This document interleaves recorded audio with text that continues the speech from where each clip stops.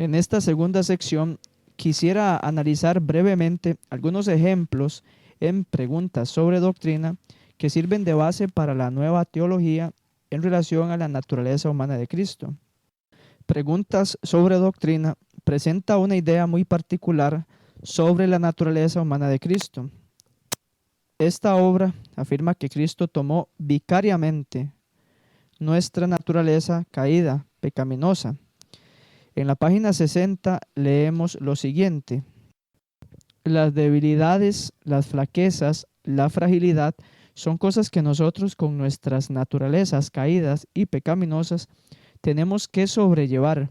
Para nosotros son naturales, inherentes, pero cuando Él las cargó, las tomó no como algo que fuese suyo de forma innata, sino que las llevó como sustituto nuestro. Las llevó en su naturaleza inmaculada y perfecta. Permítasenos hacer hincapié nuevamente en que Cristo llevó todo esto de forma vicaria, igual que vicariamente cargó las iniquidades de todos nosotros. Precisamente en este sentido deberíamos entender los escritos de Ellen G. de White cuando se refiere ocasionalmente a la naturaleza humana pecaminosa, caída y deteriorada. Y en la página 61 leemos: todo lo que Jesús tomó, cuanto cargó, ya fuese el peso y el castigo de nuestras iniquidades o las enfermedades y debilidades de la naturaleza humana, todo fue tomado y cargado de manera vicaria. Antes de intentar examinar si dicho concepto está acorde con lo que dice la Biblia y Ellen G. de White, es importante definir el término vicario.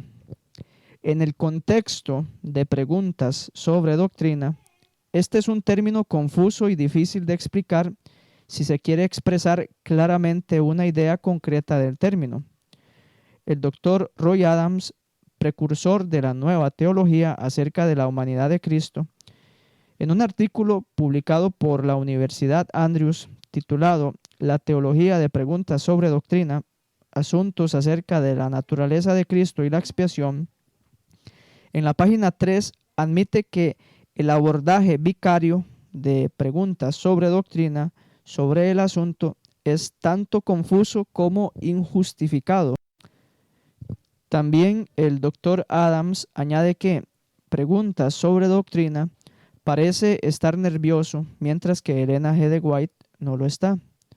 Ella parece no sentir ninguna necesidad de consentir con una gimnasia teológica, con términos como vicario o innato, sino que ofrece claras afirmaciones, seguidas por igualmente claras intimaciones, y aquellos que aceptan las afirmaciones deberían estar igualmente dispuestos a seguir las intimaciones. Quien esté familiarizado con preguntas sobre doctrina estará de acuerdo con lo mencionado por el Dr. Adams.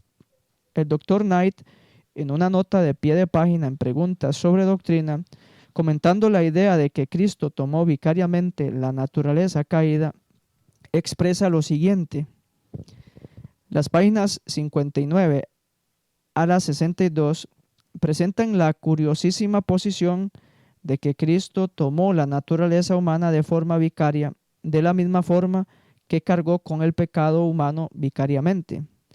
Es decir, según preguntas sobre doctrina, Cristo no tomó realmente las fragilidades y debilidades humanas en la encarnación como si fuesen suyas de manera innata, sino únicamente en un sentido vicario y sustitutivo. Esta posición ciertamente no se presenta en el Nuevo Testamento, ni era sostenida por Ellen G. de White. Con base en el comentario del Dr. George Knight, la idea de que Cristo tomó vicariamente la humanidad caída significa que Cristo no tomó realmente nuestra naturaleza caída porque no era algo suyo de manera innata. Es decir, las debilidades y las flaquezas no eran propias de la naturaleza de Cristo, lo que significa que al encarnarse, Cristo no tomó realmente nuestra naturaleza pecaminosa. El doctor Jean Surcher quien fue presidente de la Comisión de Investigación Bíblica de la División Euroafricana de la Iglesia Adventista del Séptimo Día, lo expresa de la siguiente manera: afirmar que Cristo, tomó vicariamente nuestra naturaleza humana caída, significa decir que Él la asumió apenas aparentemente y no en realidad. Esa especie de razonamiento lleva, al final de cuentas, al docetismo, esto es, una cristología en la cual Jesús es un ser humano apenas aparente. El pastor Roy Alan Anderson, en la revista El Ministerio Adventista, en diciembre de 1957, en la página 10, arroja más luz en relación al significado de vicario. Dice lo siguiente: aunque se le imputó el pecado, éste nunca formó parte de Cristo. Todo lo que tomó no era suyo inherentemente.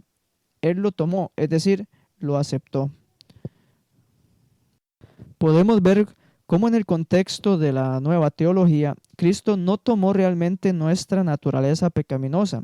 Es decir, dicha naturaleza no fue parte de Él.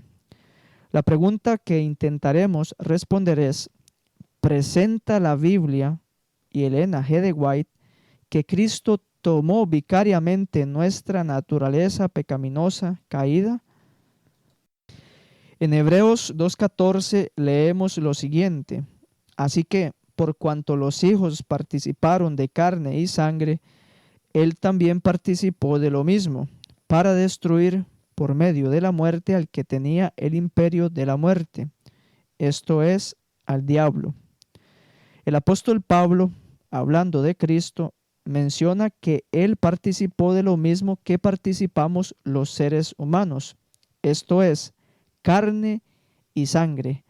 En la Biblia, la frase carne y sangre, en griego, sarkos, kai, haimatos, se usa para referirse a seres humanos caídos, con la única naturaleza que pueden tener, a saber, una naturaleza pecaminosa.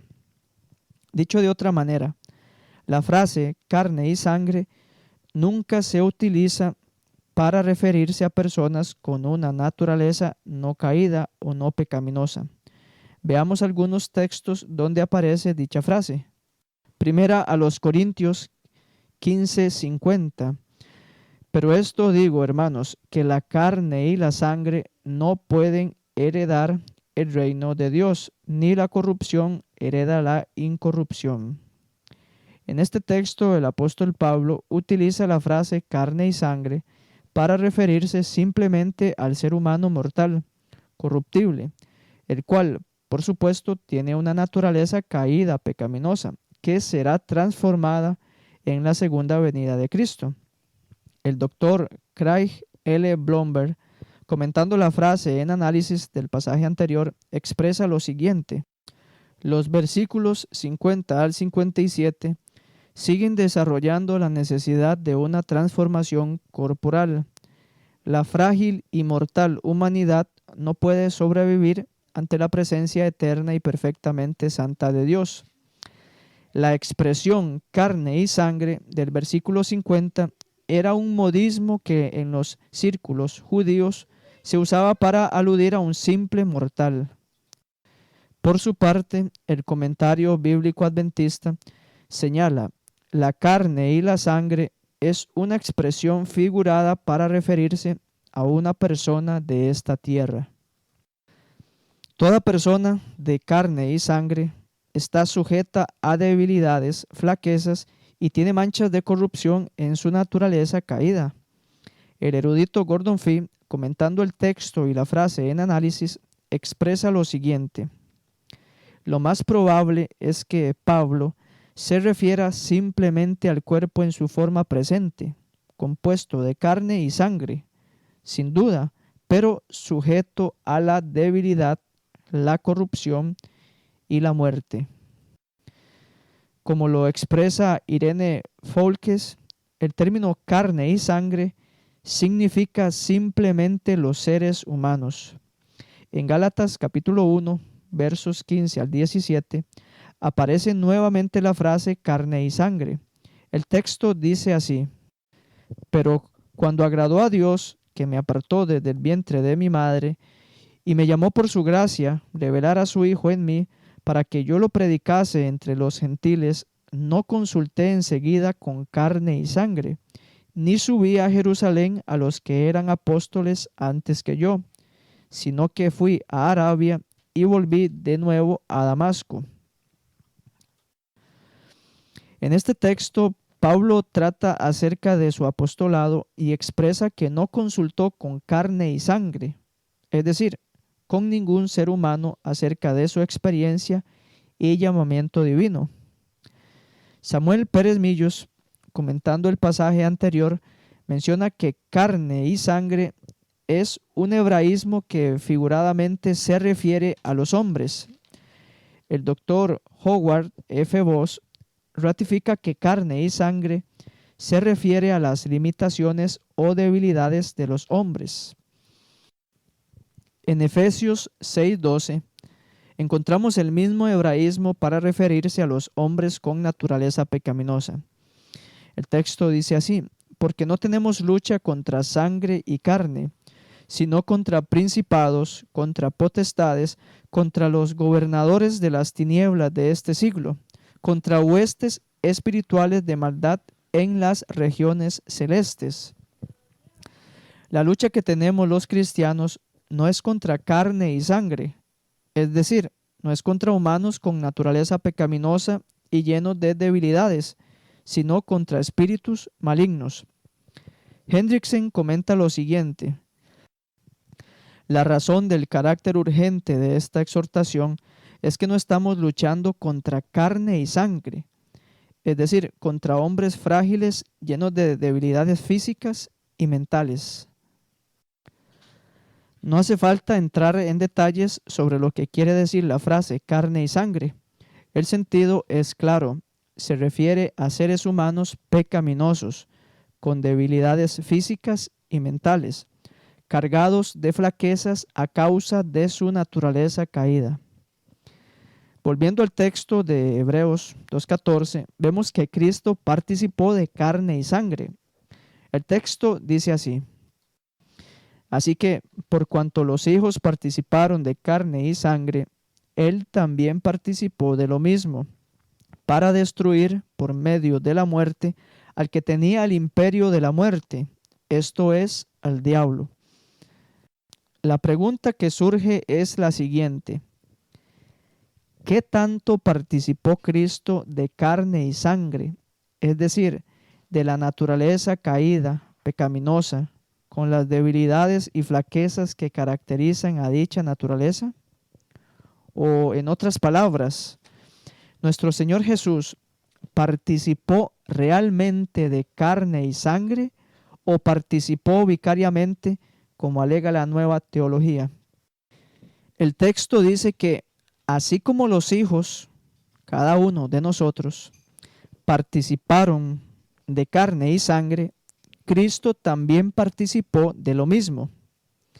Esa carne y esa sangre están cargadas de debilidades y flaquezas que nuestros padres nos transmiten a través de la herencia genética. Dicha herencia es transmitida realmente y no vicariamente. Heredamos una naturaleza humana afectada por casi 6,000 años de pecado. De esa manera es que participamos de carne y sangre. El apóstol Pablo señala que Cristo participó de lo mismo. El verbo griego metechó se traduce como participó. Dicho vocablo aparece en 8 ocasiones en el Nuevo Testamento y según el diccionario exegético del Nuevo Testamento, editado por Horst Valls y Gerhard Schneider, metechó significa compartir, participar, recibir, disfrutar conjuntamente.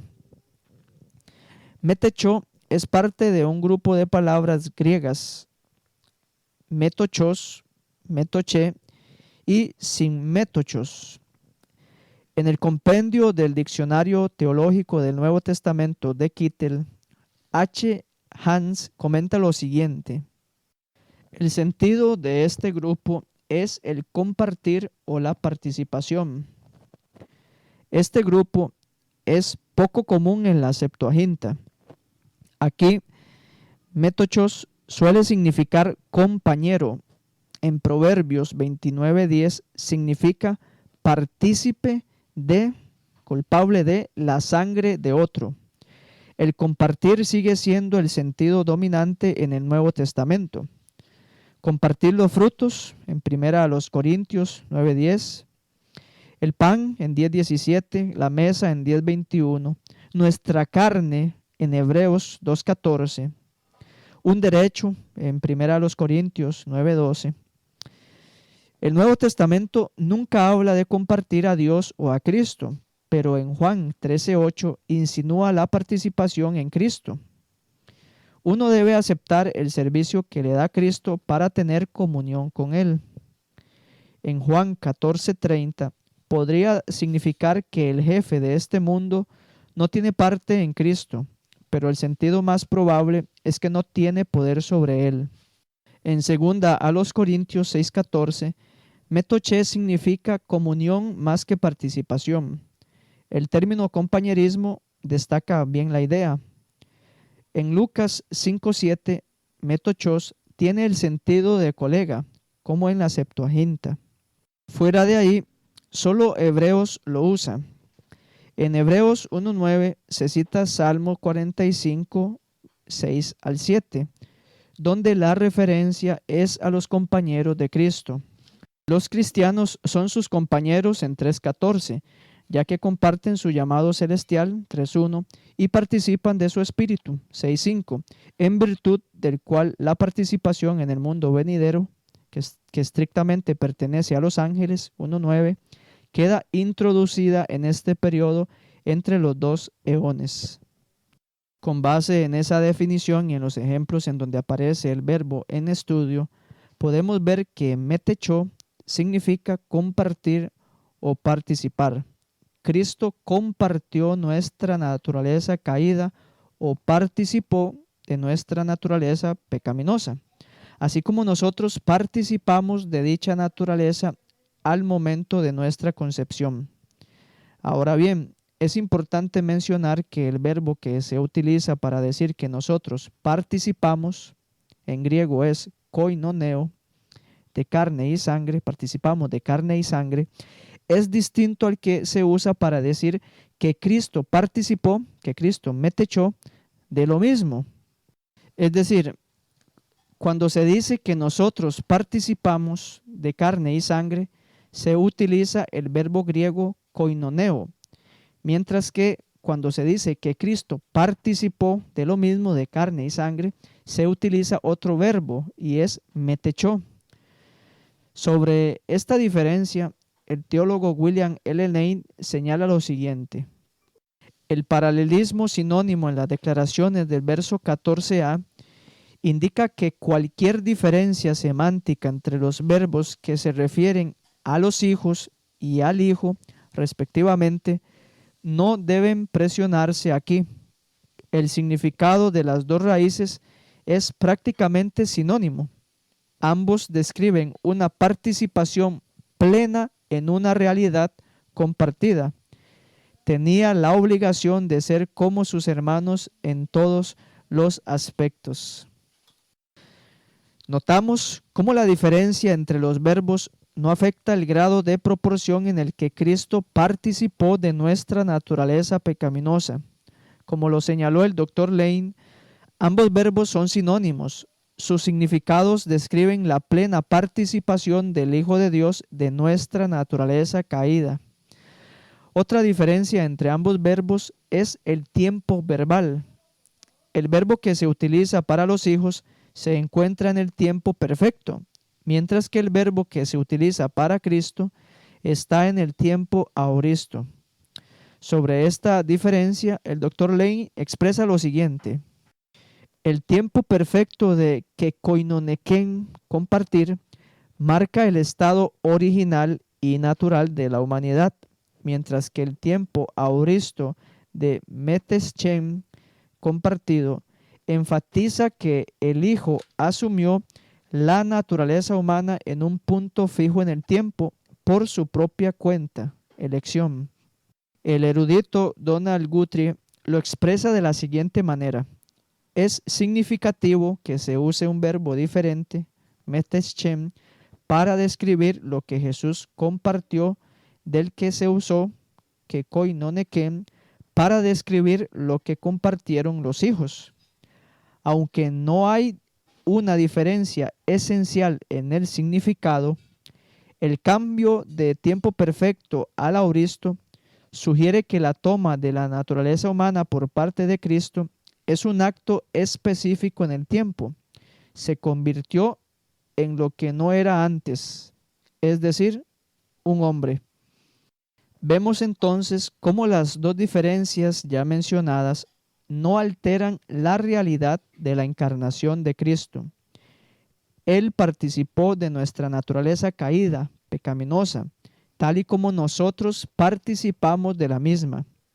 Cristo heredó de su madre, la bienaventurada Virgen María, lo mismo que nosotros heredamos de nuestras madres, una naturaleza pecaminosa.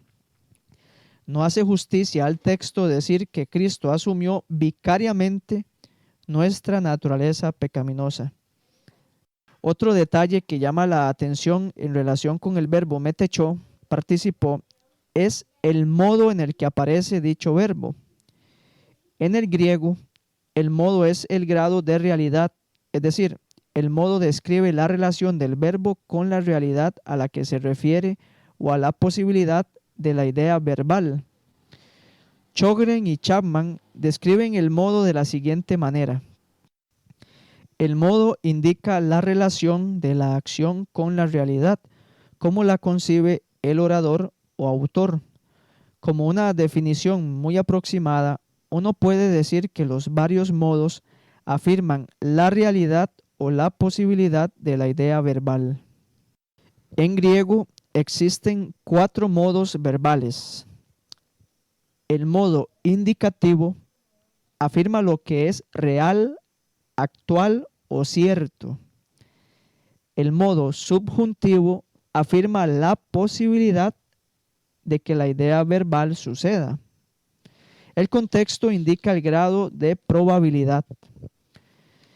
El modo imperativo es el modo de mandar o rogar, y el modo optativo es el modo de desear. El verbo metechó en Hebreos 2:14 aparece en modo indicativo. Esto significa que, para el apóstol Pablo, Cristo participó realmente de nuestra naturaleza pecaminosa, de nuestra carne y de nuestra sangre. Es decir, para Pablo no fue un hecho ficticio que Cristo participara de nuestra carne y sangre, sino que fue un hecho real. Roberto Hanna, al presentar un ejemplo del modo indicativo en el Nuevo Testamento, cita parte de Juan 1:14, y aquel verbo se hizo carne y habitó entre nosotros y vimos su gloria. Los términos se hizo, habitó y vimos aparecen en modo indicativo. Comentando dicho modo en el ejemplo anterior, Roberto Hanna hace el siguiente comentario: para el apóstol Juan, la encarnación y presencia de la palabra entre los hombres pertenecen a la realidad, no son hechos ficticios, sino hechos que realmente acontecieron. De esa manera, podemos entonces concluir que para el apóstol Pablo en Hebreos 2:14, Cristo realmente participó de nuestra naturaleza caída. Esto es tan cierto en la mente del apóstol como lo es para Juan el hecho de que Cristo se hizo carne y habitó entre nosotros. Un aspecto más que realza la realidad de que Cristo tomó nuestra naturaleza pecaminosa es el adverbio paraplesios, el cual aparece antes del verbo metechó. El léxico griego-inglés del Nuevo Testamento de Taller define paraplesios como similar, de la misma manera, del mismo modo. Hebreos 2:14, donde es equivalente a catapanta, en todo. Verso 17. Y por lo tanto se usa de una similitud que equivale a igualdad. El diccionario exegético del Nuevo Testamento, editado por Horsbald y Gerhard Schneider, definiendo el significado de paraplesios, comenta lo siguiente. Paraplesios, adverbio, aproximadamente, de manera igual o semejante, asimismo. En Hebreos 2:14 dícese de Jesús que participó de igual manera que los hombres de la carne y de la sangre. A pesar de lo imprecisa que es la expresión, no se piensa en una mera semejanza. Significa sin ninguna diferencia. El doctor William Lane, comentando la adición del adverbio paraplesios antes del verbo metechó, afirma lo siguiente. La adición del adverbio paraplesios de la misma manera, que significa semejanza total, pone de relieve el alcance de la identidad de la participación del Hijo de Dios en las condiciones de la experiencia humana común a otras personas. Por su parte, el erudito en exégesis del Nuevo Testamento, Harold W. Attrecht, en su comentario a la epístola a los Hebreos, expresa lo siguiente. El adverbio ciertamente no implica una cristología docética y puede usarse en circunstancias en las que la similitud involucrada es completa. Como indica el resumen de la perícopa, la semejanza de Cristo con sus hermanos y hermanas estaba en todas las cosas. Hebreos 2:17. Podemos ver entonces que el Hijo de Dios participó de carne y sangre igual que nosotros participamos de dicha naturaleza. Algunas versiones, tomando en cuenta el adverbio paraplesios, traduce el texto de la siguiente manera. Biblia Serafín de Aucejo, 1975.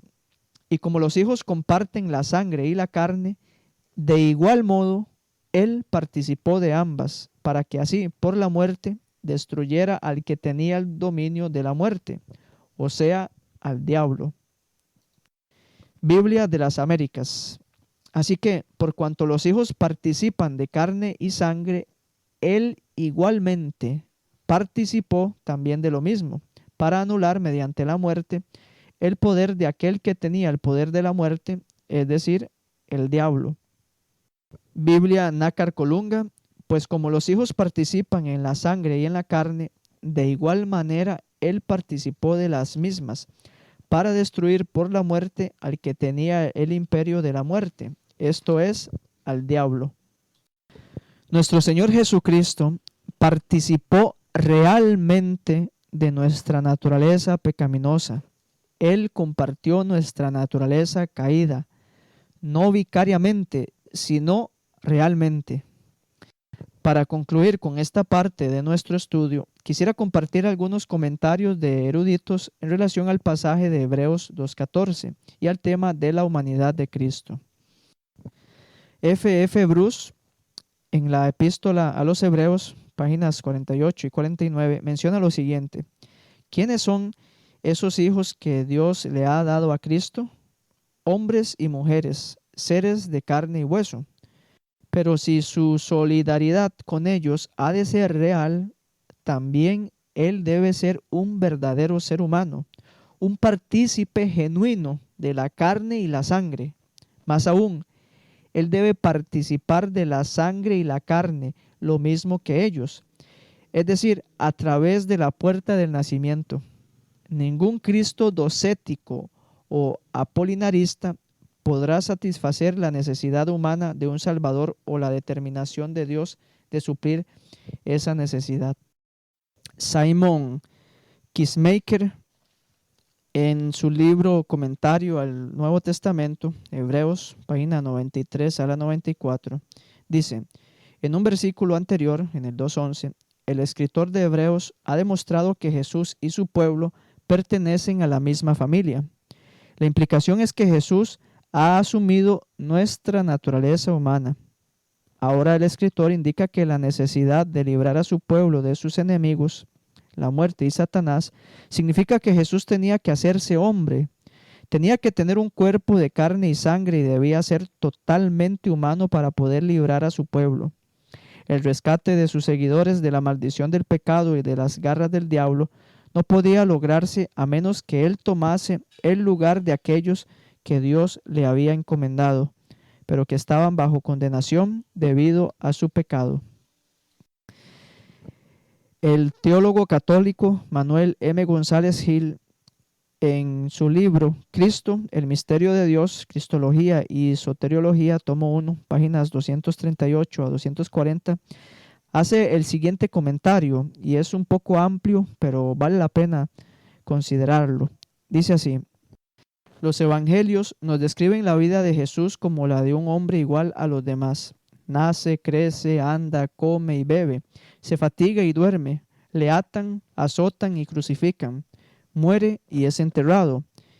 Y aún después de su resurrección, Él muestra sus manos y pies, porque un duende o fantasma no tiene carne y huesos, como veis que yo tengo. Lucas 24:39.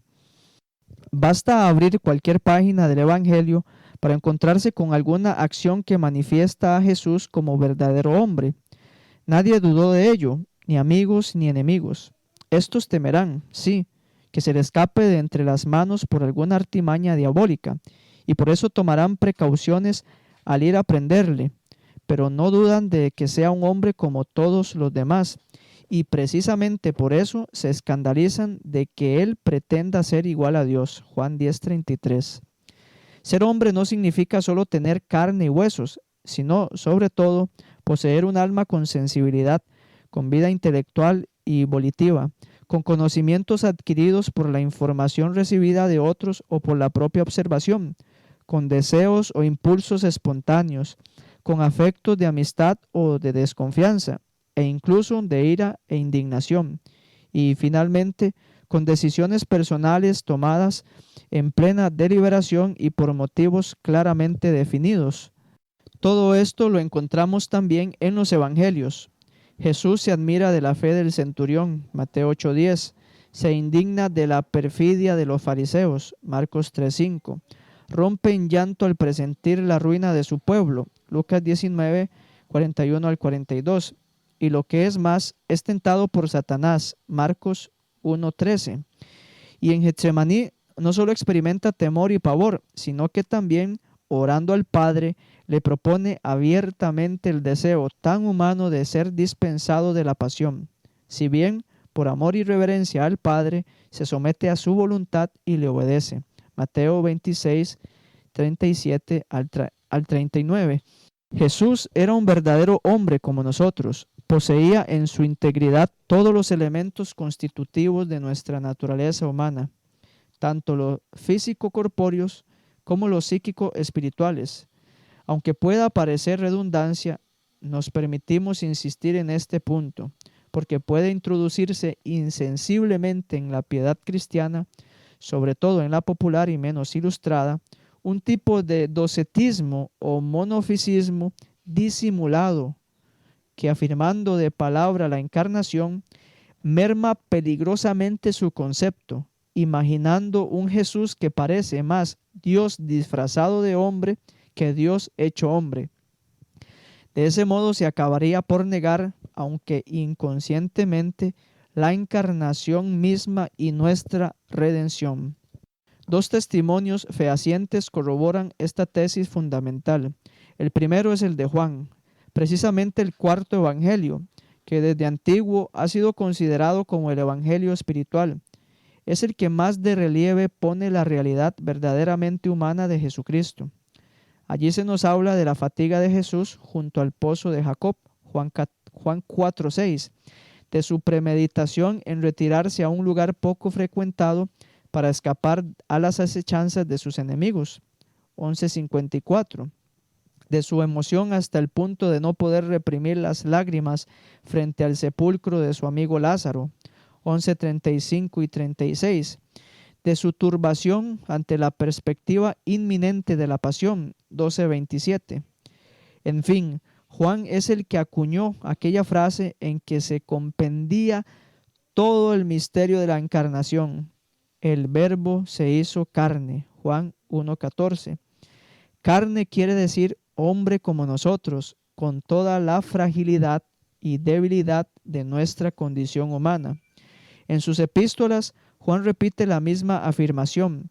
El Verbo de Dios, que existía desde el principio, atribuye la realidad maciza, si está bien decirlo así, que vivimos y palpamos con nuestras manos. Primera de Juan, capítulo 1, versos 1 al 3. Y en otro pasaje anatematiza como impostores y anticristos a los que no confiesan que Jesucristo haya venido en carne o humanidad verdadera. Primera de Juan 4, 2 al 3 y segunda de Juan 7. Al testimonio de Juan se añade el de Pablo. Tal vez nunca había visto a Jesús antes de la aparición del Cristo glorioso a las puertas de Damasco. Por lo menos no era de los que le habían acompañado desde el bautismo de Juan hasta el día de su elevación. Más aún, pero aún así, para Pablo, Jesús no es un ser fantástico, etéreo, puramente espiritual, sino el nacido de mujer y sujeto a la ley, Gálatas 4:4, descendiente de David según la carne, Romanos 1:3 y 9:5, que ha tomado la forma de siervo y se ha hecho igual a los hombres, se ha manifestado en todo su porte como hombre y ha obedecido hasta la muerte de cruz, Filipenses 2:7 y 8. Por su parte, el autor de la epístola a los Hebreos avanza un paso más exponiendo en forma temática la razón soteriológica de la realidad humana de Jesucristo. Jesucristo, nos dice, tenía que hacerse semejante a sus hermanos participando con ellos los sinsabores de la miseria humana, para poder interceder por ellos como sacerdote, capacitado para compadecerse de los hombres por la experiencia personal de la tentación y el dolor que nos acosan. Tenía además que ser la víctima con cuya sangre penetrase como sumo sacerdote en el santuario celestial. Tenía, en fin, que ser el guía o jefe de línea que nos condujese a la salvación, después de haber llegado él mismo a su perfección mediante la obediencia costosa y el sufrimiento. Pedro, en su primera epístola, suponiendo la verdadera humanidad de Jesucristo, semejante a la nuestra, deduce una consecuencia parenética de exhortación. Si él sufrió, suframos nosotros al igual que él, siguiendo su ejemplo. Primera de Pedro 3, 17 al 4:1. Pero ese ejemplo se diluiría si él no hubiese sido hombre como nosotros y si no hubiese sufrido como nosotros, no solo externamente heridas corporales, sino también internamente desgarramientos del corazón, a todos los cuales supo sobreponerse con un acto libre de su voluntad humana. Todo se resume en una palabra: el mediador único entre Dios y los hombres es un hombre, Cristo Jesús. Primera a Timoteo 2:5. Mediador justamente en cuanto hombre, en su humanidad mediadora. Él es nuestro hermano, un hombre como nosotros, que no se desdeña de llamarnos sus hermanos. Hebreos 2, 11 al 17. Jesús es nuestro hermano, no solamente porque es un hombre en todo semejante a nosotros con semejanza específica de naturaleza, sino además porque es carne y sangre nuestra, carne y hueso de nuestra carne y huesos, para usar una expresión bíblica. Dios no creó a Jesús de otro material, decía Irineo, porque había que sanar y recapitular precisamente el que por Adán se había corrompido. Así, Jesús es descendiente de Abraham y de la tribu de Judá, de la familia de David, según la carne. 2 evangelistas nos dan su árbol genealógico, uno descendiendo desde Abraham, otro ascendiendo hasta Adán. Mateo 1:1 al 17 y Lucas 3:23 al 28. El nacimiento virginal no desmiente su pertenencia a nuestra familia humana, pero al entrar en ella, el Hijo de Dios se sumerge en todo el espesor de la existencia humana, sujeta al dolor y a la muerte en consecuencia del pecado. Es lo que insinúa Juan al escribir la frase, el Verbo se hizo carne, Juan 1:14, con todas las connotaciones de debilidad e impotencia que implica el concepto bíblico de carne. Y es también lo que expresa Pablo con frase aún más tajante al decir que el Padre envió a su Hijo en carne semejante a nuestra carne de pecado, Romanos 8:3.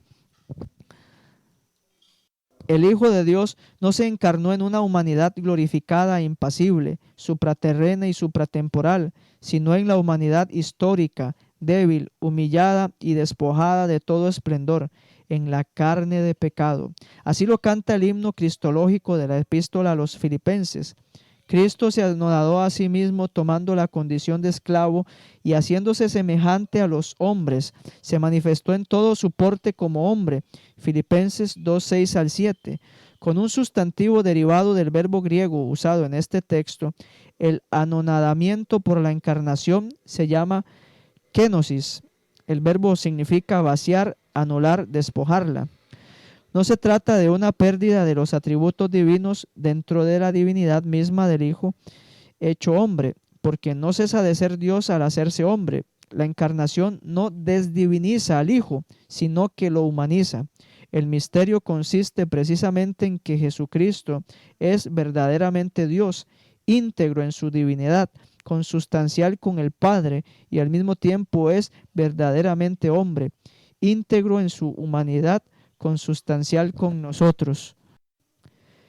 La kenosis afecta a la persona divina del Hijo, en cuanto que, al hacerse hombre, acepta un modo de existencia totalmente humano, no a lo Dios, sino a lo hombre, porque se resigna a vivir su filiación divina en un plano inferior al divino, en el plano humano. Y el plano humano es el de la limitación, del trabajo y del esfuerzo, del dolor y de la muerte.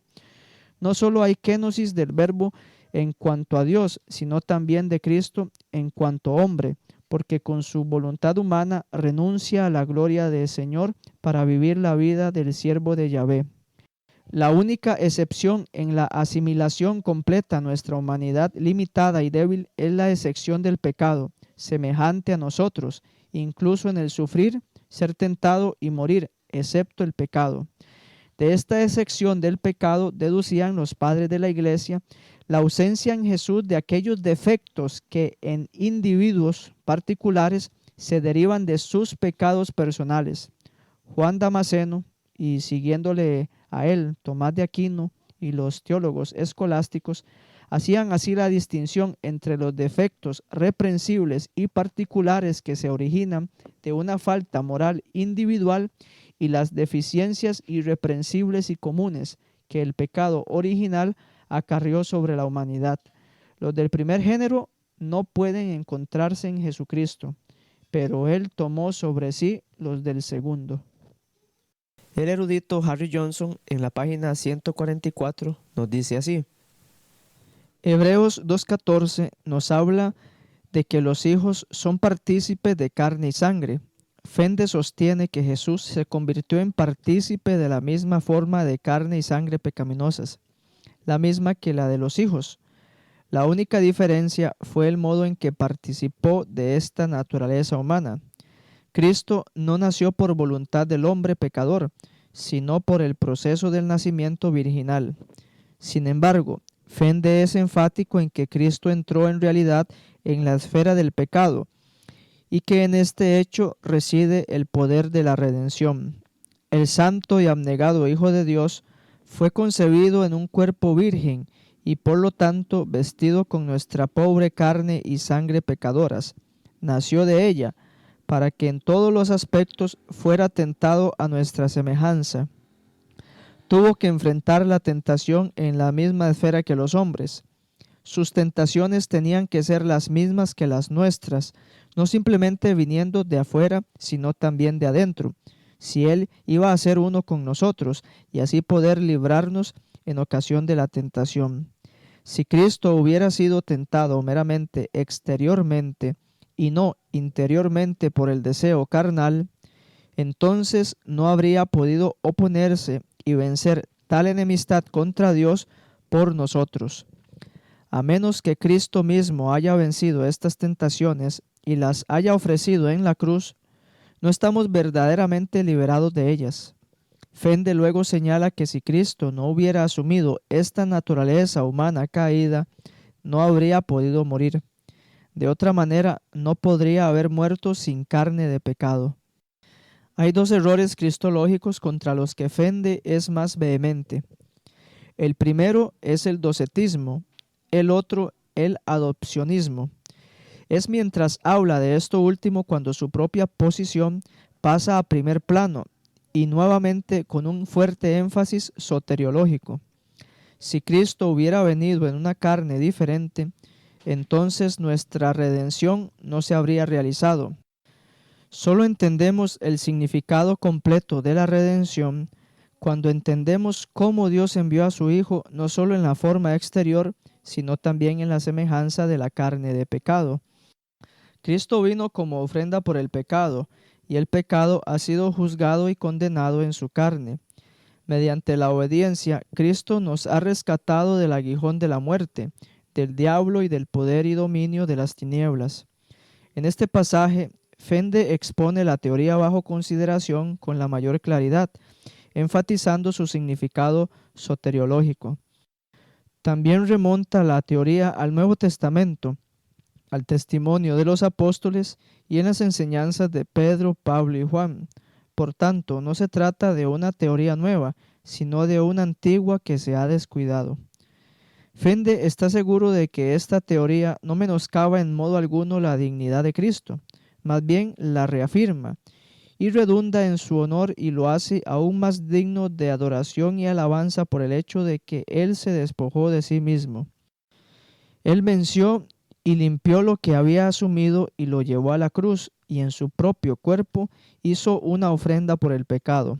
Debido a que Él personalmente no tenía defecto, Fende enfatiza la impecabilidad de Cristo. Él puede purificar nuestra conciencia de obras muertas para que podamos servir al Dios vivo. Hebreos 9, 12 al 14. Fende reitera que sin entrar en la naturaleza humana caída, no habría redención. Pone el asunto en forma deliberada, en forma de pregunta. ¿Cómo pudo Dios haber condenado el pecado en la carne de Cristo?